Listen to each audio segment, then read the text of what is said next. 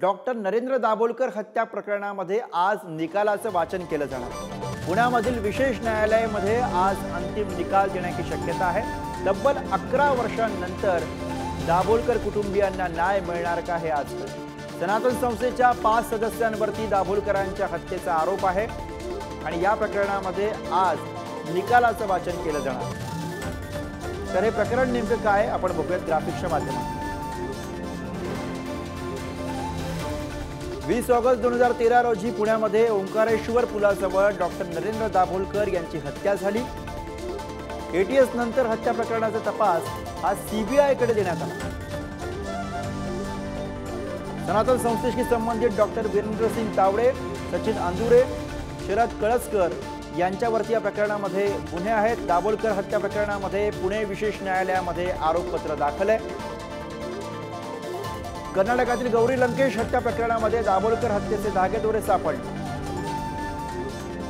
हत्येनंतर 8 वर्षांनी 2021 साली खटल्याच्या कामकाजाला प्रत्यक्षात सुरुवात झाली। सीबीआयच्या वतीनं 20 साक्षीदारांची साक्ष नोंदवण्यात आली। आरोपी सचिन अंदुरेचा गुन्हा केल्याचा कबुली जबाब आहे, तर आरोपींनी वापरलेला पिस्तूल सुद्धा जप्त करण्यात आला। सनातन संस्था आरोपी तावडेच्या मनात शत्रुत्वाची आणि द्वेषाची भावना असल्याचा अंतिम युक्तिवाद करण्यात आला।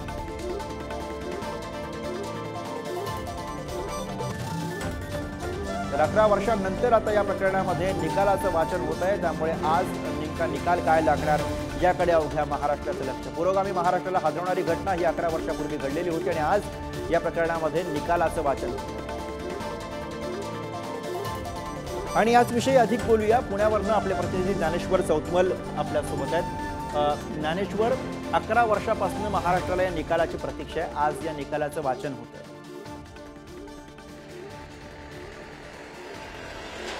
11 वर्षांपूर्वी पुण्यातल्या ओंकारेश्वर पुलावर ऑगस्ट महिन्यामध्ये दुचाकीवरून आलेल्या 2 जणांनी गोळीबार केला आणि या गोळीबारात दाभोलकर यांचा खून झाला। 11 वर्ष हा तपास सुरू आहे। निकाल येईल अशी अपेक्षा सगळ्यांना होती। 11 वर्ष निकाल आला।